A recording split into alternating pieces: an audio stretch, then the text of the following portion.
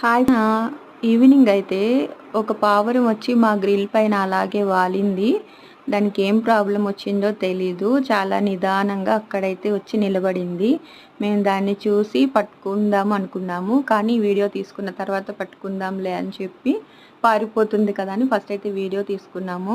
మనం మనుషులం కాబట్టి మన భావాలను వ్యక్తం చేయడానికి మనకంటూ ఒక భాష ఉంది. మనం మన భావాలను వ్యక్తం చేస్తాం. కానీ పక్షులు అలా కాదు కదండీ. దానికి ఏం ప్రాబ్లమ్ వచ్చిందో పాపం వచ్చి డల్‌గా అయితే గ్రిల్ పైన అలాగే నిలబడింది. మేము దాన్ని కాసేపు చూసాము. తర్వాత వీడియో అయితే తీసుకున్నాము.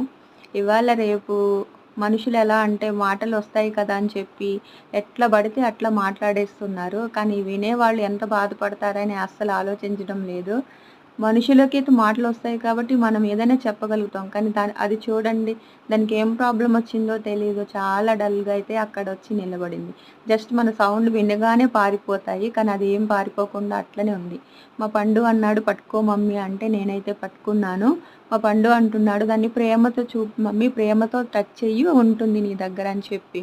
ఇవాళ రేపు పక్షులు, పశువులు ప్రేమ చూపిస్తే తిరిగి ప్రేమ చూపిస్తున్నాయి గానీ, మనుషులు మాత్రం మనం ఎంత ప్రేమ చూపించినా తిరిగి నమ్మక ద్రోహాన్ని మాత్రమే మిగులుస్తున్నారు.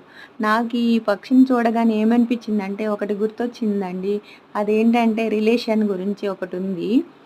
రిలేషన్‌ని మనం గట్టిగా పట్టుకుంటే అది ఎప్పటికైనా ప్రమాదమే. అలా అని చెప్పి వదిలేసామనుకోండి స్వేచ్ఛగా ఎగిరిపోతాయి. ఈ పక్షి కూడా అలాగే గట్టిగా పట్టుకొని బంధిస్తే చనిపోతుంది. అలా అని చెప్పి ఫ్రీడంగా వదిలేస్తే పారిపోతుంది.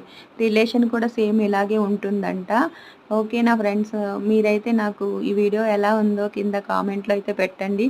చివరికి దాన్నైతే మేము వదిలేసాము.